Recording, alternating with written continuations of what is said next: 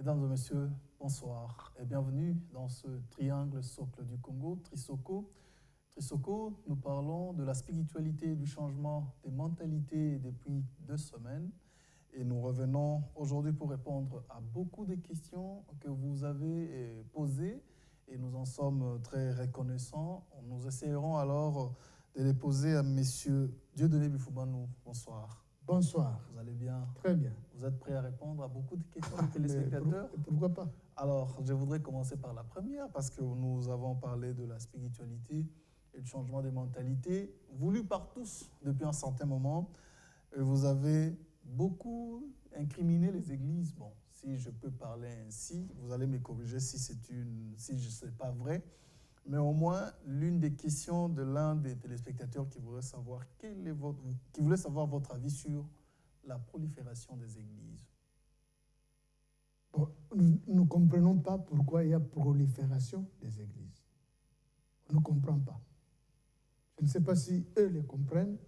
Moi, personnellement, je ne comprends pas. Bonne ou mauvaise chose? Justement, c'est-à-dire comme on ne comprend pas, on ne sait pas bien apprécier si c'est bon ou mauvais. Dans la mesure où, par le passé, il y a eu très peu d'églises. Et la toute première qui a été reconnue dans le monde comme première église, le zoroastrisme, le zoroastre. Ça, c'est une église du Moyen-Orient. Je ne sais pas si elle existe encore. Elle fut une grande église, je ne sais pas si elle existe. Mais depuis ce temps-là, on a connu le christianisme, l'église catholique, protestant, anglicanisme, orthodoxe, tous sont des chrétiens. Le judaïsme. Les judaïsmes ne sont pas chrétiens. Chez nous, et nous avons l'islam. Chez l'islam, il y a les chiites. Chez nous, nous avons des églises de noirs. Alors maintenant, nous venons chez nous. Soit, ce qui serait compréhensible, c'est une doctrine toute différente. En disant, nous sommes chrétiens, c'est comme les protestants. Ils sont chrétiens, mais ils ne réfléchissent pas de la même façon que les catholiques. Parce qu'il y a des grandes différences. Notamment, les prêtres ne se marient jamais, mais les pasteurs protestants se marient. C'est une grande différence déjà sur le plan doctrinal. Alors maintenant, quand vous venez dans nos églises, cette prolifération, c'est ce qu'on ne comprend pas. Est-ce qu'il y a une nouvelle doctrine qu'ils impriment pour justifier la multiplication des églises ou quoi? Mais nous constatons que tous, disons la plus grande majorité des églises, si on fait un recensement sur 20 000 églises qui peuvent exister seulement dans la ville de Kinshasa, je ne sais pas combien d'églises, 20 000, plus de 20 000 d'ailleurs, je ne sais pas combien d'églises auront des doctrines différentes. Toutes ont la même doctrine. Non, mais elles peuvent être différentes par le fait que Dieu a parlé différemment à chacun de leurs visionnaires. Justement, c'est ça que nous ne comprenons pas. Est-ce telle est la réalité que Dieu... Parmi les arguments aussi. Ça peut être un argument, mais moi je n'ai jamais vu ça. C'est-à-dire je n'ai jamais entendu ou cru. Le cas par exemple de Simon Kimbangu. Quand il dit que Dieu m'a dit ceci, et il vous le prouve. Voilà, là, qui peut douter encore? Mais quand nous allons chez ces différents pasteurs, Dieu vous a dit quoi? Que ce soit pour nous, pour vous-même. Vous ne le croirez pas parce qu'ils ne sont pas Simon Kimbangu. Non. Si nous croyons à Simon Kimbangu, ce n'est pas parce qu'il fut Simon Kimbangu. Nous croyons à partir de ses œuvres. Donc, dans ce domaine de la religion... Non, mais je n'ai jamais vu un non-kimbanguiste qui parlerait de Simon Kimbangu comme vous. Mais non, ça c'est la science. D'ailleurs, personnellement, je suis parmi ceux qui sont en train de pousser pour une nouvelle science, la kimbangologie, devienne une science réelle. Elle existe déjà parce qu'elle est enseignée dans les écoles malheureusement. Non. La kimbangologie comme science, avec ses méthodes, avec les fonds sur le plan scientifique, ce n'est pas encore formalisé. Par tout le monde. Non, ce n'est pas encore formalisé. Okay. Les gens parlent de Simon Kimbangu, mais en faire une science, la kimbangologie, comme la christologie. La christologie existe. Donc, l'islamologie, ça existe. Donc, et si on avait la kimbangologie, on aurait beaucoup d'éléments pour justifier l'exemple de cette science-là. Alors, la Maintenant, vraie les question- autres, qu'est-ce qu'ils ont comme nouvel élément? Comme nouvel élément, pas n'importe quoi, comme nouvel élément qui viendrait confirmer la justification, ou qui viendrait justifier la création des églises. On n'en voit pas. Alors, peut-être moi je n'ai pas encore vu, les autres ont déjà vu. Une autre question qui est aussi vraie, est-ce que ces églises-là sont-elles importantes? Oui ou non? L'importance, vous voyez, c'est la relativité. Il faut toujours relativiser certaines choses, comme celle-là. On ne peut pas dire que les églises ne sont pas importantes. La prolifération, je dis, je ne sais pas pourquoi il y a prolifération. Là, nous sommes d'accord. Ça, c'est un. Maintenant, on constate qu'il y a prolifération. Maintenant, il faut dire que c'est bon ou c'est mauvais, ou c'est-à-dire l'importance de ces multitudes d'églises. Mais on peut aussi faire des analyses, dégager des aspects positifs et aussi des aspects négatifs.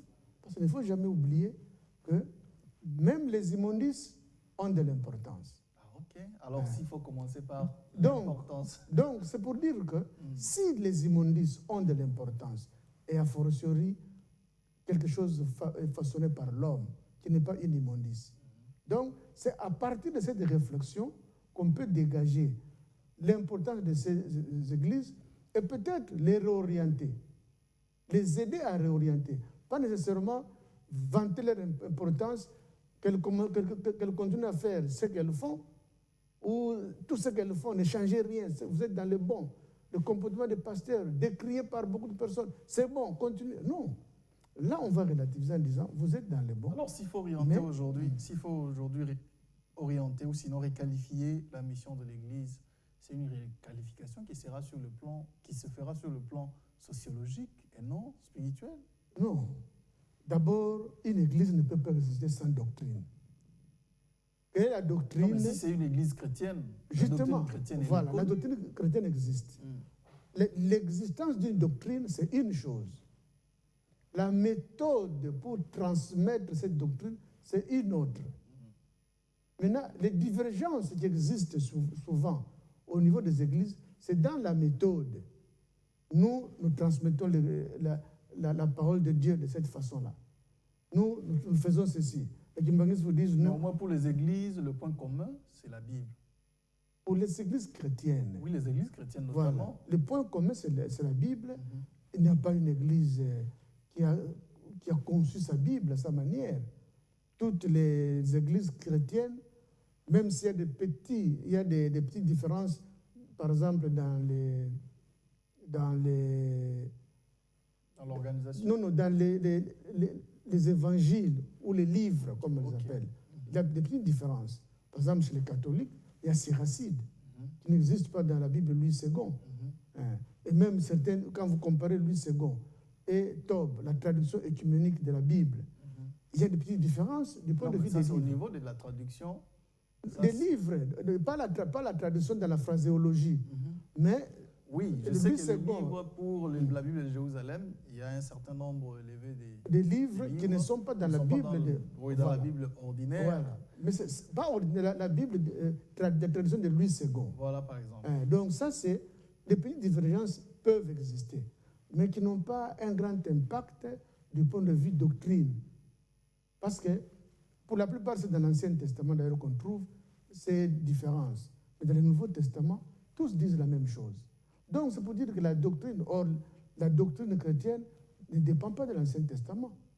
Le Christ n'a pas existé dans l'Ancien Testament, c'est le Nouveau Testament. C'est un débat théologique oui, que donc, nous ne pourrions peut-être pas engager ici. Mais on je voudrais qu'on se limite sur l'importance de ces églises sur le plan sociologique aujourd'hui. Vous avez dit que les églises ne font pas exactement leur travail. Mais une question de l'un de nos téléspectateurs qui a appelé de loin, Boulungu par exemple, qui disait « l'Église, elle est bien prête à contribuer au développement dans le changement des mentalités, mais quand elle est persécutée du genre chez eux, les documents sont traqués par l'État comme si les églises devenaient un moyen pour l'État de se faire encore de l'argent au niveau du fisc, par exemple. » Quand les églises ne payent rien au niveau du fisc, pourquoi peuvent-elles parler de tracasserie? Parce qu'elles ne payent presque rien.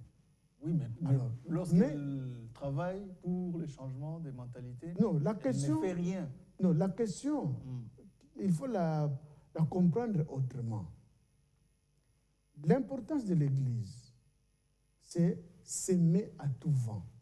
Ça, c'est le premier principe. L'Église s'aime à tout vent. S'aime quoi? La parole, c'est-à-dire ce qui est sa doctrine. Elle parle de ça partout. D'ailleurs, partout où il y a regroupement d'une Église, elle parle de sa doctrine. Et le point commun ça, dans la doctrine ecclésiastique, c'est l'amour du prochain. Ça, c'est la règle d'or partout. Toutes les églises ont une seule règle d'or, l'amour. Ce qui n'est pas mal. Non, justement. C'est l'ingrédient important d'ailleurs. Justement. Maintenant, ce que je voulais dire, c'est quoi? Ils font ça. Ils s'aiment à tout vent. C'est-à-dire, limitons au niveau des chrétiens, par exemple. Toutes les églises chrétiennes parlent de Jésus. Elles vous parlent de la Bible. Elles vous parlent de l'Ancien et du Nouveau Testament. Jusque-là, c'est bon. Et c'est ça que j'appelle s'aimer à tout vent. Parce que les églises ne choisissent pas à qui parler. Les églises parlent à tout le monde, aux pauvres, aux riches, aux vieux, aux jeunes, aux hommes, femmes. Donc tout le monde est arrosé. Et les pasteurs sont les mieux écoutés dans beaucoup de sociétés. Tant mieux. Non, mais ne dites pas tant mieux. Mais justement, j'arrive justement. Moi, je reconnais ça. Oui. Raison pour laquelle je les incrimine qu'ils font insuffisamment le travail. Justement. Vous les reconnaissez pour les incriminer? Mais c'est-à-dire, ils ont un rôle important. Ils le savent. Du point de vue partage de la parole de Dieu, ils font leur travail. Ce sont des vrais influenceurs. Mais justement, raison pour laquelle je reconnais ce rôle-là, je reconnais leur rapport dans la distribution de la parole. Et maintenant, là où je les attaque sérieusement. Non, mais je voudrais que vous puissiez commencer par répondre à la question de cet téléspectateur qui disait l'Église contribue à la paix dans les foyers, dans la société, parce qu'elle prêche cet évangile dont vous veniez de dire tout à l'heure. Mais c'est ça que je voulais dire. Persécutée parce qu'elle doit s'acquitter de beaucoup d'autres devoirs auprès de l'administration, par exemple. Non, ça c'était un autre. Est-ce que l'Église ne pouvait... Non, mais comment pas... C'est un volet qu'on peut évoquer. Important, oui. Mais maintenant, suivez mon raisonnement, on va arriver aussi à ça. Allez-y. Première chose, je répète, première chose, l'Église sème la parole. Donc sème à tout vent parce qu'elle parle à tout le monde, sans distinction. Ça, c'est très bien. Et ceux qui parlent de ça sont aussi écoutés, acceptés par la population. Ça, c'est aussi très bien. Et comme il parle de la parole de Dieu, ça influence aussi le comportement de beaucoup de personnes dans la société. C'est aussi une très bonne chose. Mais maintenant, l'Église, là où je répète, là où je les attaque toujours, c'est pour dire que vous qui jouez, voilà le rôle qu'ils ont. Voilà la place qu'ils occupent dans la société. C'est une place importante. Maintenant, vous êtes conscient de jouer ce rôle et vous êtes aussi conscient qu'en face de vous, vous êtes dans un pays pauvre, sous-développé. Non, mais ce ne sont pas les églises... Attention, non. Je voudrais qu'on puisse spécifier une chose. Ce ne sont pas les églises qui vont développer ou sinon faire sortir la population de la pauvreté, mais c'est plutôt les gouvernants qui ont... Non, excusez, je termine. Les gouvernants qui ont les moyens de l'État, la puissance publique. Mais écoutez, si les pays demeureraient dans la pauvreté, est-ce que c'est de la faute de l'Église ou sinon des gouvernants qui ont les moyens et la puissance publique? Justement, c'est là où la population, où plusieurs chercheurs n'arrivent pas à cerner. Le développement n'est pas l'affaire d'un groupe d'individus, d'une catégorie de personnes. Non, mais il y a... Chacun doit jouer son rôle. Nous parlons d'un groupe, nous parlons d'une société qui est gérée par un groupe d'individus. Est-ce que les pasteurs gèrent les gens? Mais non, comprenez d'abord que nous sommes dans une société.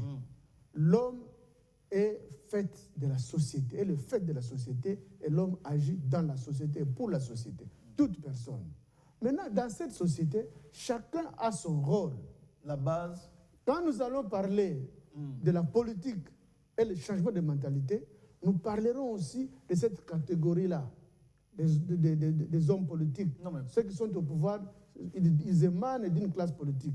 Nous allons parler d'eux. Si il faut parler aussi des gouvernants, on va parler d'eux. Parce qu'ils ont aussi un rôle à jouer.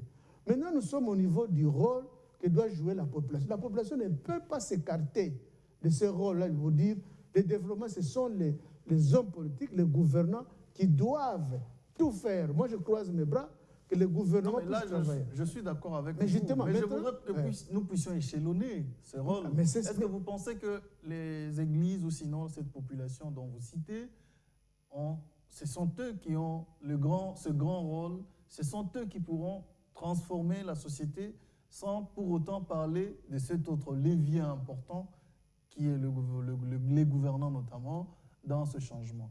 Je vous ai dit que même les immondices ont de l'importance. Pour dire que tout le monde est important, que ce soit les gouvernants, que ce soit la population.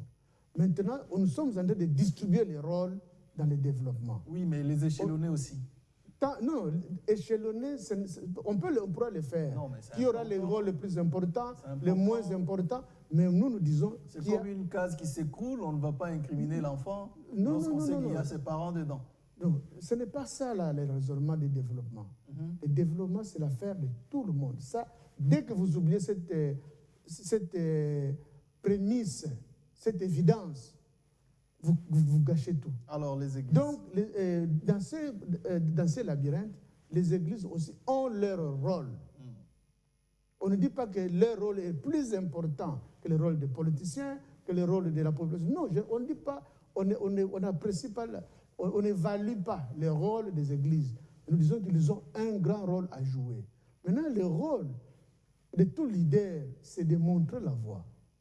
Les églises sont conscientes, les responsables des églises, ils sont conscients qu'ils ils influencent. Ce sont des leaders d'opinion incontestables. Et surtout quand nous venons de notre société, ça devient encore pire. Dans les pays développés, les églises ne jouent plus un grand rôle comme ici. D'ailleurs, même les églises deviennent de plus en plus des musées, parce que ça n'a plus l'influence comme auparavant. Je ne sais pas si vous pouvez voir un dimanche à Paris ou à Bruxelles, une église pleine de personnes parce qu'ils sont venus prier. Et non, c'est-à-dire l'influence a diminué. Il faut comprendre sa société dans laquelle on évolue. Maintenant ici, dans notre société congolaise, nous constatons que les églises ont un rôle très important à jouer pour aider la population à bien comprendre certaines choses de la société. Nous partons de cette réalité-là. Maintenant, nous analysons, est-ce qu'ils comprennent ces rôles? D'abord, ils disent oui, parce que nous parlons de Dieu, nous parlons de Jésus-Christ. OK. Maintenant, est-ce que vous faites un parallélisme entre votre rôle d'éducateur de la population et votre rôle dans le développement? Est-ce que vous comprenez d'abord le rôle que vous pouvez jouer dans le développement? C'est là où, moi, je constate, je confirme ou j'affirme que les églises ne comprennent pas leur rôle dans le développement. Mais justement, comment les faire comprendre ce rôle? Mais justement, c'est ce que nous sommes en train de faire. Leur expliquer que eux-mêmes doivent comprendre qu'est-ce que nous devons apprendre à la population pour l'entraîner sur le développement. Quand les églises parlent des élections, préparer l'opinion pour de bonnes élections. Mais c'est un rôle. Ils ne doivent pas avoir peur parce qu'on les a menacés par tel dirigeant et puis se rétracter. Non. Donc les églises doivent toujours s'imposer en disant nous participerons aux élections de la meilleure manière. Mais elles sont là en train de se battre pour dire c'est nous qui devons proposer le candidat président de la CENI. Mais ce sont les églises. Donc ça prouve qu'elles ont un rôle. Est-ce que l'État a refusé qu'elles jouent ce rôle? Ou les parlementaires ont refusé qu'elles jouent ce rôle? Non. Parce qu'on sent que c'est bien que les églises puissent participer. Mais ça ne participe pas seulement aux élections, mais il faut bien expliquer à la population comment il faut faire des élections. C'est aussi aider la population. Mais maintenant, nous sommes dans la logique de développement. Le développement ne peut pas se concevoir, sans argent. au XXIe siècle, si au IIe siècle après Jésus-Christ, on pouvait parler d'un développement sans argent, mais au XXIe siècle ici, on ne peut pas parler de développement sans argent. Maintenant, les églises doivent se dire, doivent aider la population à comprendre cette réalité. Et on l'a dit déjà, nous on l'explique, qu'en payant seulement les impôts déjà, vous les églises, en incitant vos fidèles à payer les impôts, c'est déjà une grande contribution. Mais qui les fait? Elles-mêmes, des églises, donc les paiements d'impôts, elles sont... elles ne sont pas des modèles. Loin de là. Elles ne sont pas des modèles. Et c'est ça. Bon, maintenant, des gens qui viennent donner des fonds à l'église. Mais l'église ne se pose jamais la question, mais toi, tu viens me donner, tu veux faire un don chez moi de $10 000 ou de $50 000. Qu'est-ce que tu as payé à l'État? Y a-t-il une seule église qui a déjà posé une telle question? On ne dit pas que ne venez pas me donner l'argent. Moi, église, non. Donnez l'argent à l'église pour son épanouissement, mais soyons aussi corrects vis-à-vis de l'État. Ce discours, est-ce que l'église, vous avez entendu une seule église qui a tenu un tel discours? On ne sait pas. Ou s'ils l'ont fait, par manque de conséquences, donc il y a beaucoup d'églises que nous ne fréquentons pas. Mais justement, s'ils ont déjà fait ça. Mais au moins, je voudrais que vous puissiez leur passer un message autour du rôle qu'ils devraient faire, qu'ils devraient jouer dans ce développement et surtout dans les mentalités. Vous pensez que les églises ont un autre message à part prêcher l'évangile pour aider la population à changer la mentalité? Mais c'est depuis quand nous commençons à entendre ces messages de Dieu, de Jésus-Christ, tout ça. Vous ne pensez pas que l'évangile lui-même serait un message important pour changer les mentalités? Justement, c'est là où nous devons comprendre. Mais quand les communistes vous disent que l'Église c'est l'opium du peuple, ça signifie quoi? C'est-à-dire, on ne dit pas que l'Église est une mauvaise chose. Non, ce n'est pas ce que nous disons. Mais si le fait de parler de Jésus immédiatement vous entraîne automatiquement le développement, nous serons développés. Parce que nous parlons de Jésus dans notre pays depuis plus d'un siècle d'ailleurs. Non, mais qu'est-ce que vous voulez dire par là? Il faut fermer les églises? Non, c'est-à-dire qu'il faut encadrer les églises, leur demander. Vous voyez, l'Église catholique, le Concile œcuménique Vatican II, commençait en 62 et terminé en 65. Mais pourquoi ils ont retenu, j'ai toujours répété ça aussi, pourquoi ils ont retenu ce qu'on appelle le Gaudium et Spes, tout un chapitre, c'est-à-dire l'Église dans le monde de ce temps. Mais en 1891, le pape Léon XIII, pourquoi, avec son encyclique, les choses nouvelles? Mais on venait de commencer juste l'industrialisation du monde. Mais le syndicalisme commençait, on a constaté que le capitalisme neutralisait la population, c'est-à-dire il y avait d'un côté des riches, des grands riches, et de l'autre des miséreux. Pourtant, ils travaillaient, mais maltraités. Ils étaient maltraités par les hommes riches. Il a fallu que les papes puissent signer une encyclique des choses nouvelles. C'est-à-dire, le monde vient de découvrir des choses nouvelles. Maintenant, adaptons nos raisonnements par rapport à ces choses nouvelles. Ça, c'est l'Église qui a dit ça. C'était une bonne chose. Et ça a recadré aussi les choses, de sorte que le syndicalisme est né avec beaucoup de force à partir de cette période-là. Maintenant, aujourd'hui, l'Église, est-ce qu'elle vit en dehors de la société? Mais l'Église vit dans la société et elle a besoin aussi du développement de la société. Si elle a affaire à des miséreux, l'Église sera toujours pauvre. Mais si on a affaire à des personnes équilibrées, l'Église sera aussi mieux équilibrée.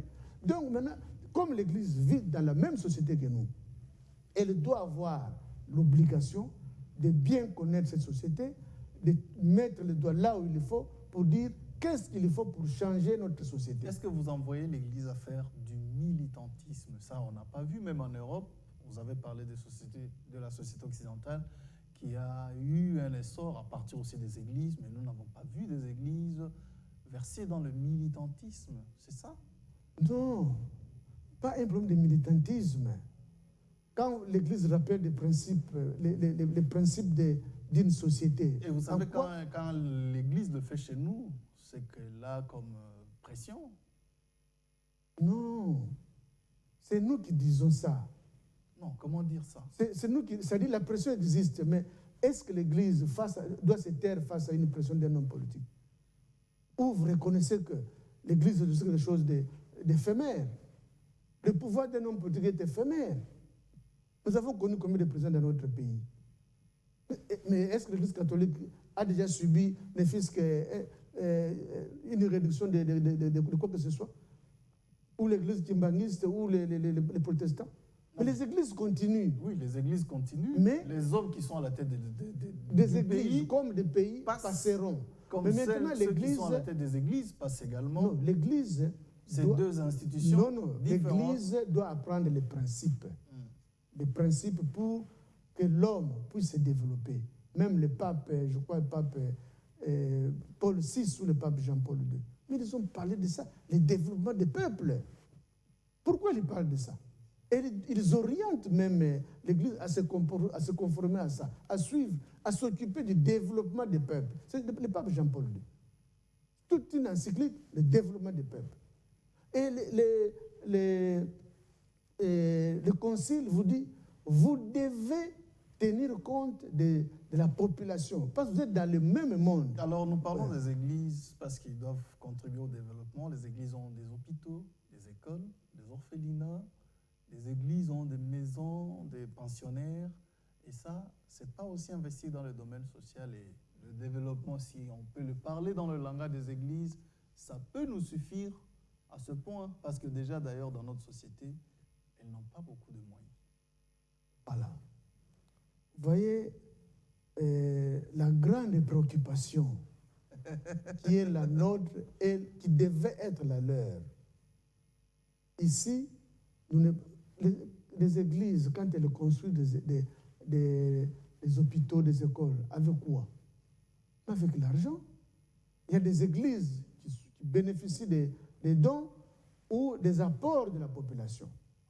Il n'y a pas une église à elle seule qui dit « Moi, j'ai beaucoup d'argent. » Non, mais le fait déjà d'investir dans ce domaine social... Non, j'arrive. Disons que les églises ne font pas semblant du développement dont vous parlez. J'arrive. Maintenant, malgré l'existence de ce que les églises ont déjà fait dans notre pays, malgré l'existence, la réalité de ce que les églises ont déjà fait dans notre pays, pourquoi nous parlons encore de sous-développement? On peut dire, bon, comme les églises ont déjà travaillé, il y a des écoles, des hôpitaux, ça nous suffit, nous pouvons être développés. Non, mais ce n'est pas leur mission principale, mais au moins ils ont fait quelque chose. Parce qu'aujourd'hui, si on demandait à ces églises de retirer leurs investissements dans le domaine social, et vous pensez que l'État, lui seul, serait capable de répondre à tous ces besoins? C'est là où peut-être les téléspectateurs doivent faire une grande nuance à déceler. Ici, nous sommes au niveau du développement. Quand on analyse le développement de notre pays, pourquoi ça bloque? C'est la conclusion dit mentalité. C'est tout. Donc on a fait des analyses, tout ça, mentalité. Parce qu'il y a aussi des individus qui ont des hôpitaux, qui ont des écoles. Mais ce n'est pas pour autant que le développement est là.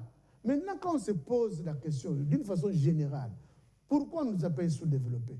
Pourquoi nous ne pouvons pas nous développer comme les autres? Il y en a qui vous diront, ah, c'est la faute des dirigeants. Et c'est une réponse suffisante. On ne dira pas que les dirigeants n'ont pas de faute. Ce ne sont pas des saints quand même. Pardon? Ce ne sont pas des saints. Justement. Maintenant, les autres diront, les uns diront, c'est la faute des gouvernants. Les autres parleront aussi de la population qui ne veut pas faire ceci. Bref, quand on fait des analyses, on se rend compte que c'est un domaine multisectoriel. Non, mais parlons, oui, c'est vrai, multisectoriel, c'est vrai, mais parlons des responsabilités. Maintenant, nous sommes en train d'évoluer domaine par domaine. Non, mais oui, domaine nous sommes par domaine, dans la spiritualité. Oui. Alors, dans la spiritualité, d'abord la question, est-ce que la spiritualité peut-elle aider le pays à un changement de mentalité? Parce que nous sommes arrivés à la conclusion que simplement, maintenant, nous sommes à une étape. Notre pays est à une étape où les mentalités doivent être changées. Maintenant, on se pose la question, comment changer les mentalités? Les émissions antérieures, on vous a dit qu'il faut des leaders. Ce sont les leaders qui doivent aider l'État à changer la population des mentalités.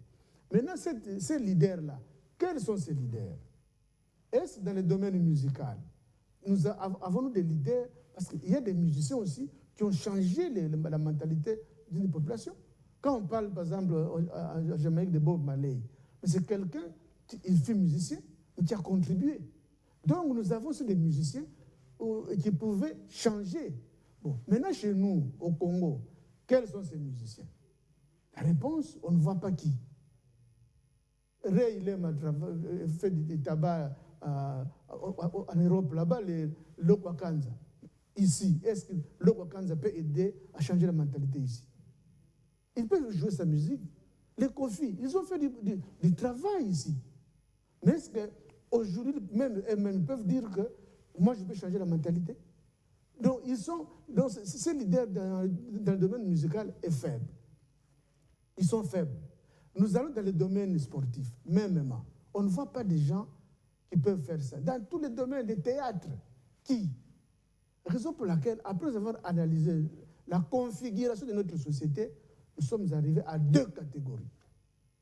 Les hommes politiques qui œuvrent à travers les partis politiques et parce qu'ils ont des militants qui les encadrent, et les églises.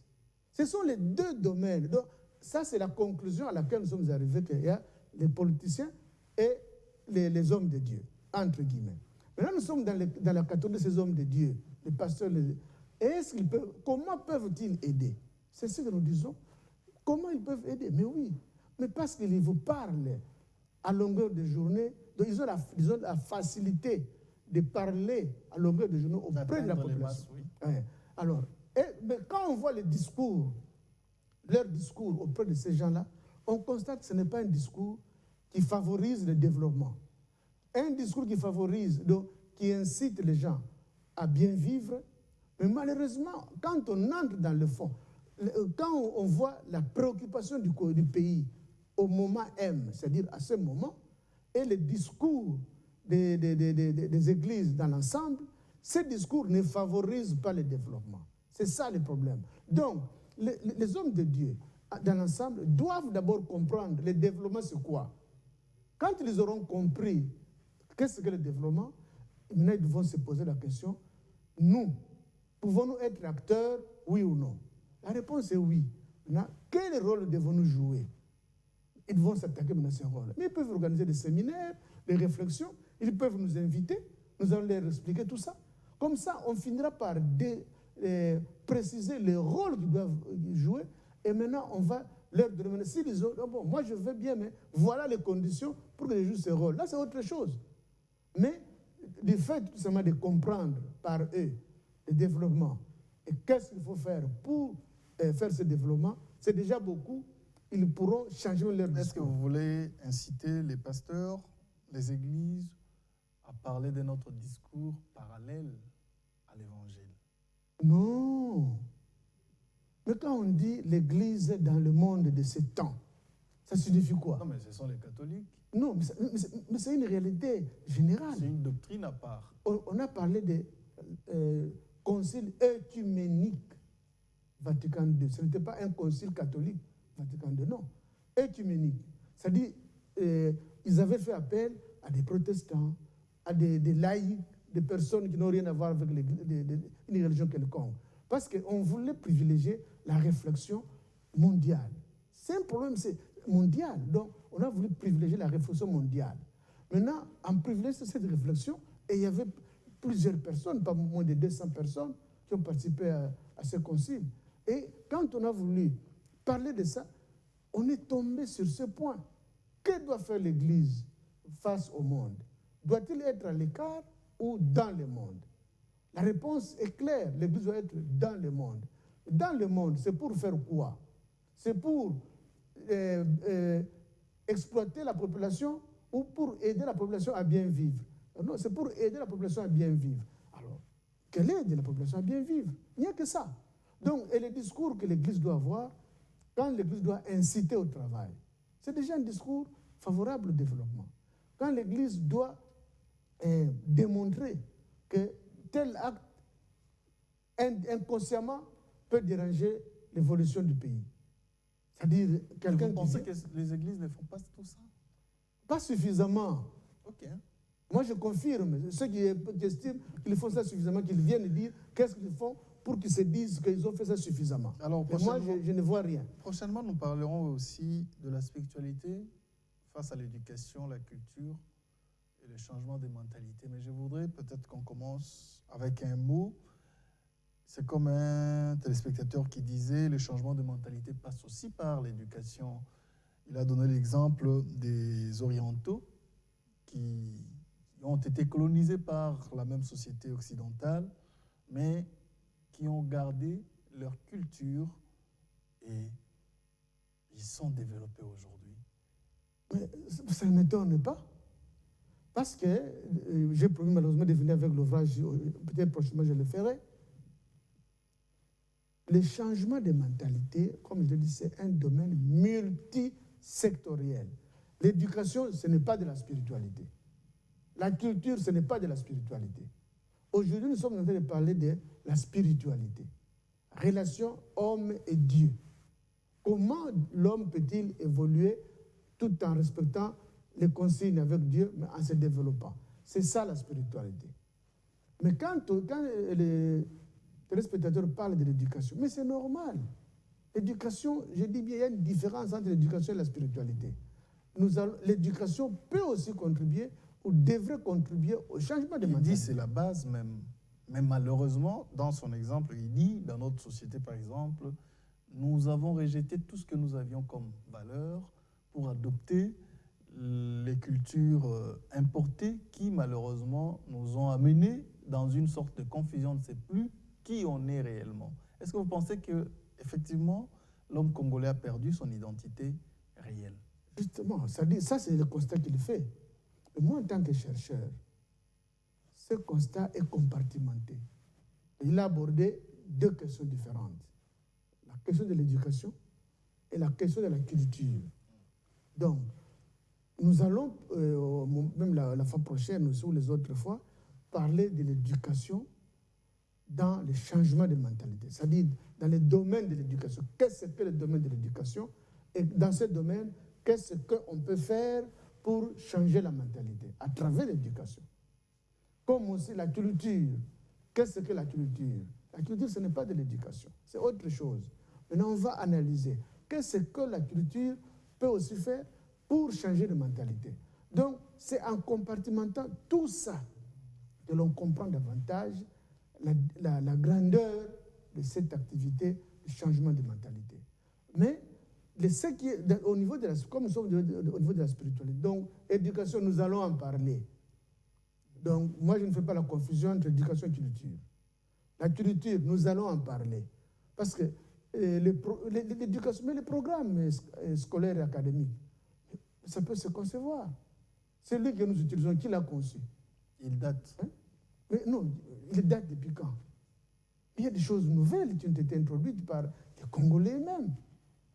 Mais ceux qui introduisaient tout ça, nous avons mené des démarches pour que dans l'éducation, au niveau de l'éducation, on était avec les directeurs de la direction de programmation pour voir comment intégrer la fiscalité dans l'éducation, comme dans d'autres pays. En Côte d'Ivoire, ils ont réussi ça. Mais chez nous, pas encore. Donc, on va analyser tout ça. Il n'y a pas de problème. C'est pour leur dire que l'éducation, il y a plusieurs types d'éducation. On peut parler de l'éducation diffuse, qui n'a rien à voir avec l'éducation académique. C'est déjà la conclusion. Justement, c'est pour vous dire que nous allons en parler. Mais aujourd'hui, on a voulu stigmatiser d'abord l'aspect dans la spiritualité, le rôle des pasteurs. Or, le rôle des pasteurs, il pourrait aussi... Pourquoi seulement stigmatiser au lieu d'encourager? Mais justement, non, c'est-à-dire on a parlé abondamment. C'est pour attirer... Je voudrais que vous les encouragez aussi. Non, mais c'est pour... Ce que j'ai fait, c'est pour les... Je voudrais que vous employiez les mots. Vous les encouragez aussi. Mais on les encourage, mais ils doivent prendre conscience pour qu'ils prennent conscience. On les encourage on les encourage pour qu'ils prennent conscience, voilà, et qu'ils comprennent la suite. Raison pour laquelle on les aide par les petits arguments, peut-être ce sont des petits arguments, même pour la connaissance de la grandeur de Dieu. Cette connaissance, pour que l'homme ait peur de Dieu davantage, pour que l'homme ait davantage peur de Dieu, il faut aussi qu'il comprenne sa grandeur. C'est ainsi que nous incitons toujours, physiquement, on peut comprendre la grandeur de Dieu. l'infiniment petit, à partir de nous, on ne comprend pas grand-chose. Parce qu'on peut parler des microbes et tout ça, des virus, c'est infiniment petit par rapport à nous. On ne comprend pas grand-chose. Mais allons un peu dans l'infiniment grand. Voyons le système solaire, on nous parle de ça. Galaxie, on nous parle de ça. Peut-être tous ces éléments, et moi je suis convaincu que tous ces éléments peuvent aider l'homme à appréhender la grandeur de Dieu et sur base de ça, modeler ou accommoder son comportement. Merci beaucoup. On se retrouve prochainement pour parler de l'autre aspect alors. Il n'y a pas de problème. Mesdames et messieurs, c'est la fin. Je pense que vous avez suivi tout ce que M. Bifumano a dit. On se retrouve prochainement pour parler de l'éducation, la culture et les changements de mentalité. Continuez à poser des questions au numéro affiché au bas de votre écran et on y répondra avec plaisir. On se retrouve prochainement. Au revoir.